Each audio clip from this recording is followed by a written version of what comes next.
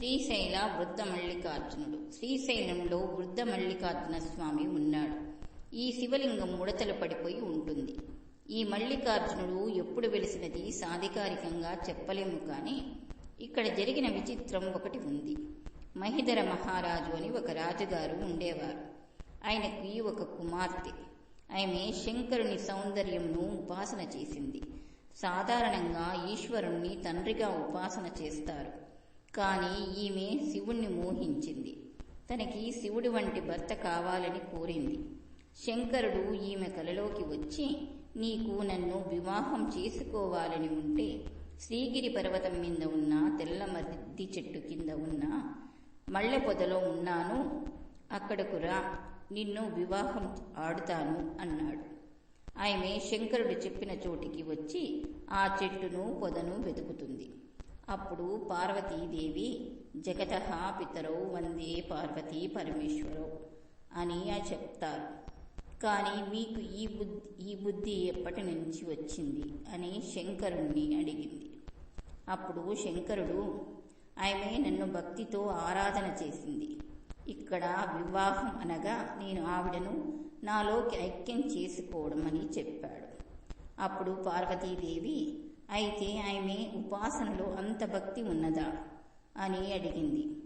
అప్పుడు శంకరుడు, ఆమె ఎంత భక్తి తత్పరురాలో చూపిస్తాను చూడు అని వెంటనే 96 సంవత్సరముల వృద్ధునిగా మారి వెతుకుతున్న ఆమె దగ్గరకు వెళ్ళి, పిల్ల, నువ్వు ఇక్కడ ఎవరి కోసం వెతుకుతున్నావు అని అడిగాడు. ఆమె తను శివుడి కోసం వెతుకుతున్నాను అని జవాబు చెప్పింది. అప్పుడు ఆయన, నేనే శివుణ్ణి, ఇంత వృద్ధుణ్ణి కదా, నన్ను పెళ్లాడతావా అని అడిగాడు. నువ్వు వృద్ధుడివో యవ్వనంలో ఉన్నవాడివో నాకు తెలుసు. నాకు నువ్వే భర్త, వేరొకరిని ఈ లోకంలో నేను భర్తగా అంగీకరించను అని చెప్పింది. ఆవిడకు కావాల్సింది ఆయనలో ఐక్యమవ్వడం. చూశావా పార్వతి, ఈమె భక్తి, ఈమెను నాలో ఐక్యం చేసుకుంటాను అని శివుడు ఆమెను తనలో ఐక్యం చేసుకున్నారు. సృష్టిలో లేని విధంగా ముడతలు పడిపోయిన శివలింగంగా వెలిశారు. వృద్ధ మల్లికార్జున స్వామిని తలుచుకున్న వాళ్లకి పొంగిపోతూ నేను చూస్తాను అని వరమిచ్చారు. అందుకే ఇప్పుడు అక్కడ కళ్యాణములు చేస్తున్నారు. ఈ విధంగా శ్రీశైలం ఎన్నో విశేషములతో కూడుకున్న క్షేత్రం. ఈ క్షేత్రంలోని శంకరాచార్యులు వారు శ్రీశైల శిఖరం మీద ఉండగా ఒక కాపాలికుడు వచ్చి శంకరాచార్యుల వారి శిరస్సు కావాలని అడిగాడు. అప్పుడు శంకరాచార్యుల వారు, నా శిరస్సును ఇవ్వడానికి నాకేమీ అభ్యంతరం లేదు. కానీ నువ్వు నా శిరస్సును తీసుకుంటే నా శిష్యులు బాధపడతారు. నా శిష్యులు ఉదయమనే పాతాళ గంగ దగ్గరకు వెళతారు. అప్పుడు వచ్చి నా శిరస్సు కత్తిరించి పట్టుకు వెళ్ళు అని చెప్పారు.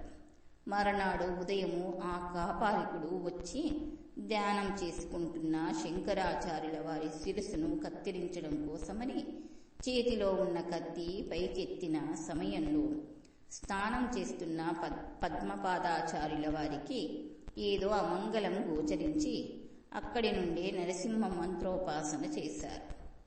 ఆయన ఎక్కడి నుండి వచ్చాడో మహానుభావుడు నరసింహుడు గబగబా వచ్చి కత్తినెత్తిన కాపాలికుడి శిరస్సును త్రుంచి అవతల పారేసి నిలబడ్డాడు.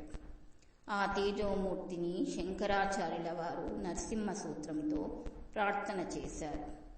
ఈ విధంగా నరసింహస్వామి దర్శనం ఇచ్చిన క్షేత్రం శివకేశవ అభేదంగా శంకర భగవత్పాదుల రక్షించబడిన క్షేత్రం శ్రీశైల క్షేత్రం.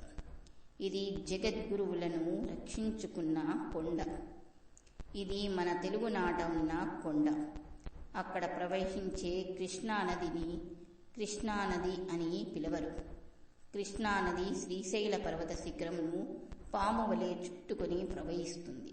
శివుణ్ణి విడిచిపెట్టలేక భక్తులను పాపములను తొలగించడానికి ఉత్తరమున ఉన్న గంగ దక్షిణమునకు వచ్చి కృష్ణ పేరుతో ఇక్కడ ప్రవహించింది. కాబట్టి దానిని పాతాళ గంగ అని పిలుస్తారు. ఆలయ ప్రాంగణంలో పంచపాండవులు అరణ్యవాసం చేసేటప్పుడు శ్రీశైలంలో ప్రతిష్ఠ చేసిన లింగములు 5 ఉంటాయి.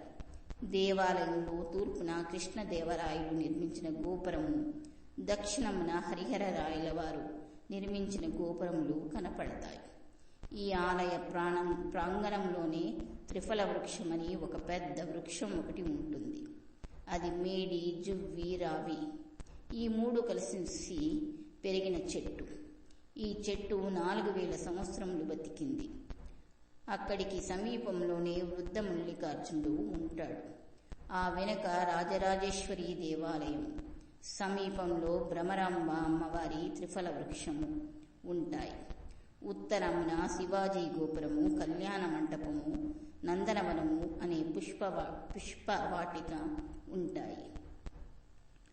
ఆ వనంలో సుబ్రహ్మణ్య స్వామి నిమిలితో ఉంటారు. శివాజీ మహారాజు ఇక్కడికి వెళ్ళి అమ్మవారి ప్రార్థన చేశాడు. ఆ దృశ్యము శివాజీ గోపురం మీద ఇప్పటికీ చెక్కబడి ఉంటుంది. భవానీమాత ప్రత్యక్షమై ఆ చంద్రహాసమును చేత పట్టుకో, నీకు ఎదురు లేదు అని అనుగ్రహించి శివాజీకి చంద్రహాసమును బహూకరించింది. ఆ కత్తి పట్టుకునే మహానుభావుడు హిందూ ధర్మ సామ్రాజ్యంను స్థాపించాడు. అంత గొప్ప క్షేత్రం శ్రీశైల క్షేత్రం. ఓం నమః శివాయ.